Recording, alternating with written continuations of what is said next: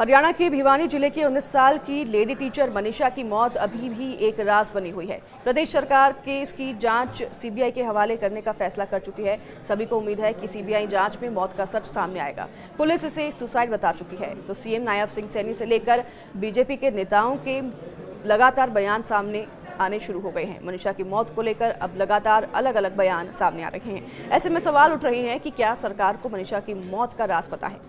विधानसभा के मॉनसून सत्र में कांग्रेस इस मामले पर हंगामा कर चुकी है, तो लगातार हो रही राजनीति से परेशान होकर मनीषा के पिता संजय भी वीडियो जारी कर राजनीति न करने की अपील कर चुके हैं।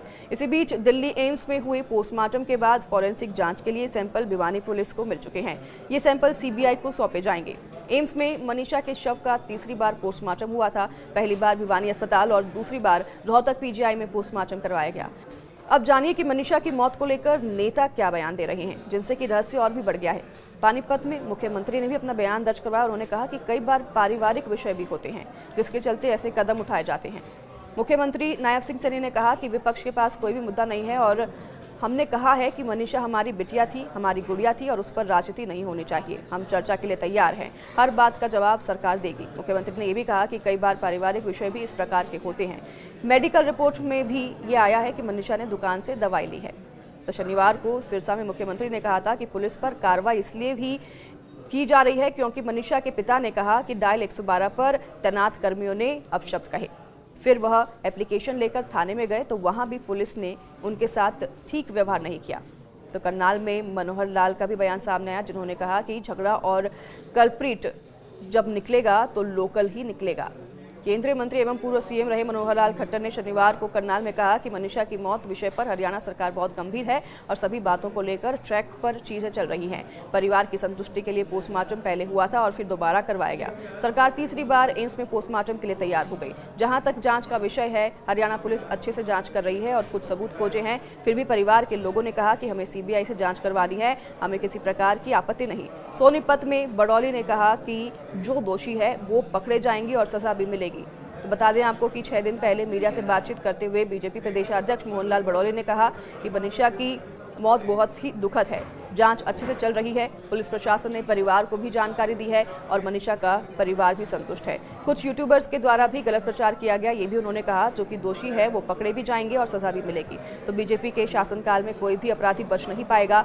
और इससे पहले भी बड़ौली ने इस मामले में कहा था कि 1-2 आरोपी पकड़े भी गए हैं और उचाना में बेदी ने भी बयान दर्ज करवाया। उन्होंने कहा कि दूध का दूध पानी का पानी हो गया है। सैनी सरकार में कैबिनेट मंत्री कृष्ण बेदी ने कहा कि मनीषा मौत मामले में दूध का दूध पानी का पानी हो चुका है और अब तो मनीषा के पिता ने भी हाथ जोड़कर कह दिया है कि मुझे माफ कर दो, मेरी बेटी की लाश पर राजनीति ना करें।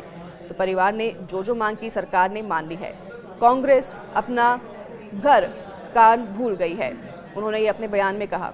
कांग्रेस राज में मिर्चपुर व गोहाना कांड हुए, अपने कार्यकाल में तो वो एफआईआर भी दर्ज नहीं करते थे। लगता है कि कांग्रेस को ये सब कुछ दोबारा याद करना पड़ेगा। तो वहीं बता दें आपको कि लगातार अब सियासत शुरू हो गई है। वार पलटवार का सिलसिला भी लगातार शुरू हो गया है। बीजेपी का जहां पर तक लगातार कहना है कि जांच चल रही है और इस पर कार्रवाई आगे बढ़ रही है, तो वहीं दूसरी ओर कांग्रेस की तरफ से भी अब पलटवार किया जा रहा है। लगातार निशानदेही पर बीजेपी की सरकार बनी हुई है।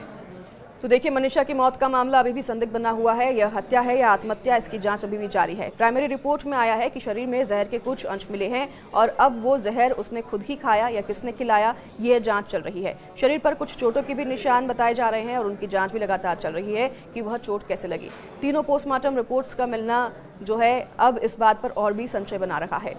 अब तीनों रिपोर्ट्स का मिलान करके जांच सीबीआई को सौंप दी गई है। अगर बीजेपी प्रदेशाध्यक्ष ने आरोपियों की गिरफ्तारी की बात कही है तो उनकी भी बात पर भरोसा करना चाहिए। तो बता दें आपको कि लगातार सरकार की तरफ से कहा जा रहा है कि कार्रवाई जारी है, लेकिन कार्रवाई अब सीबीआई को सौंप दी गई है और सीबीआई कैसे कार्रवाई करती है ये भी देखने वाली बात होगी, क्योंकि मनीषा के केस में अब कई तर्क और वितर्क सामने आने लगे हैं। पोस्टमार्टम की जो रिपोर्ट है एम्स की, वो भी सीबीआई को सौंप दी गई है। 21 अगस्त को अंतिम संस्कार किया गया था। आपको बता दें 25 अगस्त को श्रद्धांजलि सभा रखी गई थी, जिसे कि अब 27 अगस्त को कर दिया गया है। तारीख 2 दिन आगे बढ़ा दी गई है और तारीख आगे करने के कारण अभी सामने फिलहाल नहीं आए हैं।